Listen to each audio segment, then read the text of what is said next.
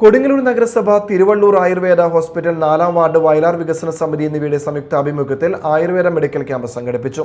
കൊടുങ്ങല്ലൂർ നഗരസഭ chairperson honey Peethambaran camp ഉദ്ഘാടനം ചെയ്തു. നമുക്കറിയാം മഴക്കാലം തുടങ്ങി പല അസുഖങ്ങളും അതുമായി ബന്ധപ്പെട്ട് നമുക്കുണ്ടാകും.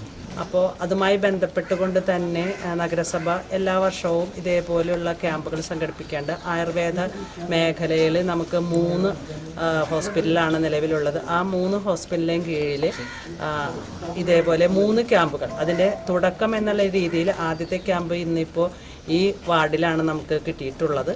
അപ്പോൾ തീർച്ചയായിട്ടും നമുക്കറിയാം, ഈ മഴക്കാലം തുടങ്ങിക്കഴിഞ്ഞാൽ പനിയും അതുമായി ബന്ധപ്പെട്ട് ചില അസുഖങ്ങളും മഴ വെള്ളം കെട്ടിക്കിടക്കുന്ന മൂലമൊക്കെ ചെറിയ അസുഖങ്ങളൊക്കെ പല രീതിയിൽ നമ്മളെ സമീപിക്കും. അപ്പോൾ ആയുർവേദ മേഖലയിലുള്ള മരുന്നുകൾക്ക് നമുക്കറിയാം മറ്റ് സൈഡ് എഫക്റ്റുകളൊന്നുമില്ലാത്ത ഒന്നാണ് ആയുർവേദം എന്ന്. വാർഡ് കൗൺസിലർ കെ ഹാഷിഖ് അധ്യക്ഷത വഹിച്ചു. ഡോക്ടർമാരായ ലത, ലായി, ആശാവർക്കർമാരായ ഷെമി, രേഷ്മ, നിത തുടങ്ങിയവർ പങ്കെടുത്തു.